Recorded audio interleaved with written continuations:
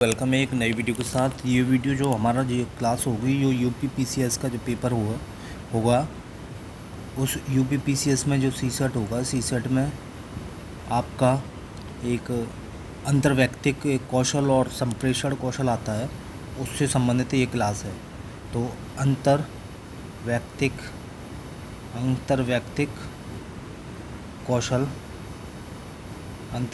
कौशल और संप्रेषण कौशल की इसमें बात करेंगे कि आखिर में अंतर्वैयक्तिक कौशल क्या होता है और संप्रेषण कौशल क्या होता है, उसकी बात करेंगे।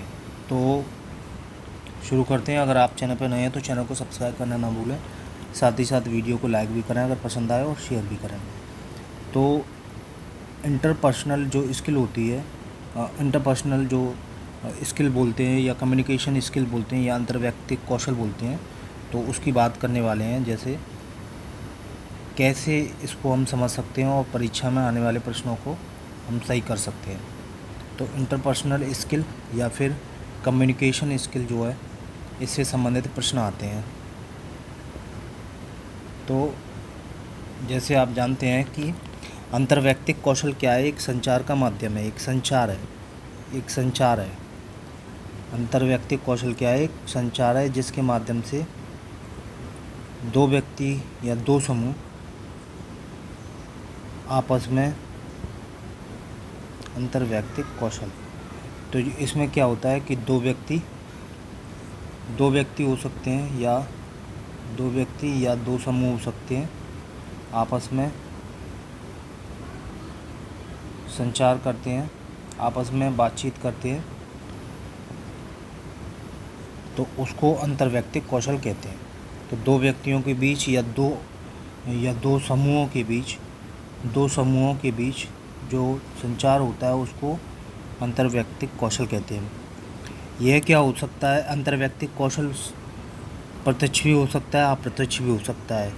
तो अप्रत्यक्ष होता है, यह संचार कौशल होता है वो प्रत्यक्ष होता है और किसी संचार तकनीकी आवश्यकता नहीं होती।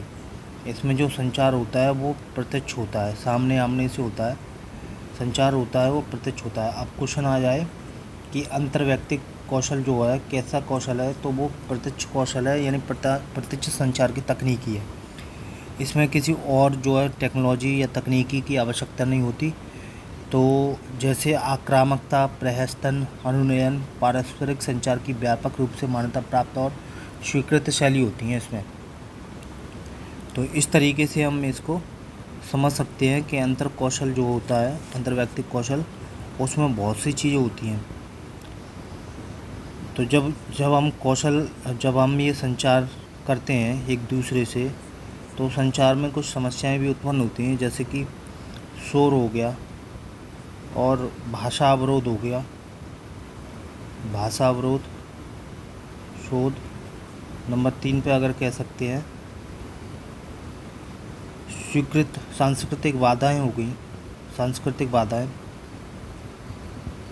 जब दो व्यक्ति आपस में जो है बात कर रहे हैं, तो यदि शोर होगा तो वो संचार में बाधा उत्पन्न करेगा और सही तरीके से इंटरपर्सनल स्किल जो है, एक दूसरे से संचार का जो माध्यम है वो बाधित हो जाएगा शोर। एक भाषा अवरोध भी होता है। भाषा अवरोध के माध्यम से भी हम संचार को भलीभांति नहीं कर सकते, संचार को दो व्यक्ति और दो समूह के बीच। सपोज करिए कि ए और बी दो व्यक्ति हैं, ए की भाषा कोई अंग्रेजी है और बी की भाषा हिंदी है, तो दोनों में संचार भलीभांति नहीं हो पाएगा और पॉसिबल नहीं होगा। तो ये भाषा अवरोध भी क्या है, अंतर्वैयक्तिक कौशल में जो है प्रभावी संचार में ये बाधक होता है। नेक्स्ट अगर बात करें नंबर 3 की, तो सांस्कृतिक बाधाएं भी होती हैं। जैसे किन्हीं व्यक्ति की कुछ सांस्कृतिक बाधाएं भी होती हैं, क्योंकि दो व्यक्तियों की जो कल्चर होता है वो अलग अलग होता है। सपोज़ करें कि एक चीन और भारत अगर संचार करें तो उनकी संस्कृति दोनों की अलग हो, तो भाषा में, तो संचार में ये एक बड़ा बाधक हो सकता है, सांस्कृतिक बाधा है। चौथा जो होता है महत्वपूर्ण, वो मनोवैज्ञानिक बाधाएं होती हैं। मनोवैज्ञानिक बाधाएं होती हैं, जैसे डर हो गया, है ना, और हेजिटेशन हो गई, ये मनोवैज्ञानिक बाधाएं कहलाती हैं। उसके बाद तकनीकी बाधाएं भी होती हैं। तकनीकी बाधाएं एक संचार को सही तरीके से चलाने के लिए, कम्युनिकेशन करने के लिए उसमें जो बाधा उत्पन्न होती हैं उसमें तकनीकी बाधाएं भी शामिल हैं। तो इस तरीके से ये अंतर्वैयक्तिक कौशल में बाधाएं हैं। तो अगली अगर समझना चाहें तो संगठनात्मक बाधाएं हैं। संगठनात्मक बाधाएं भी इसको शामिल हैं इसमें अंतर्वैयक्तिक कौशल में।